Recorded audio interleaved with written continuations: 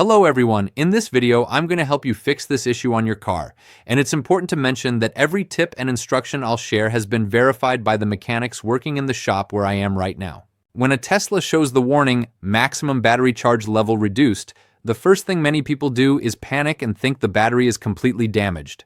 But take a breath. This message doesn't appear to scare you. It shows up because the system is protecting the battery before things get worse. In simple terms, the Tesla still works, but it decided to set limits to avoid damaging itself. To understand why this happens, you need to meet the real star of the story, the BMS, or Battery Management System. This is basically the brain that watches over the battery all the time. It monitors voltage, temperature, and how balanced the cells are. When it detects that something isn't quite right, it says, "That's enough," and reduces the maximum charge level. It's not punishment. It's pure self-protection.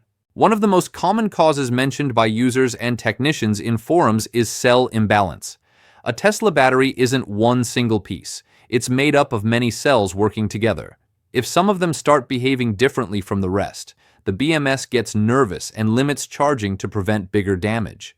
That's why many owners notice the car suddenly won't charge to 100% anymore, even though it used to without any issues. Along the same lines, the warning can also appear because internal protections were triggered. Sometimes the system detects something out of range, even briefly, and keeps the limitation active as a precaution. It's like when your phone overheats and slows itself down to cool off. Nothing is broken. It's just protecting itself. Then, there are the more curious cases where the problem started after power outages, storms, or charging interruptions. Some people who've come to the shop told us they simply plugged in the Tesla at the wrong moment, and the system interpreted it as a fault. The result? A limited battery and a warning on the screen, even though everything looked fine physically. This is where software comes into play. Specialized mechanics have seen cases where the issue isn't the battery itself, but a loss of synchronization between modules.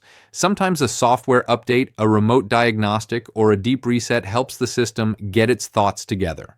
It doesn't always work, but it has saved more than a few mild cases. Of course, we can't ignore the time factor. In vehicles with many years or many charging cycles, this message can simply be Tesla's polite way of saying, "I'm not what I used to be." Battery degradation is real, and the BMS knows it better than anyone.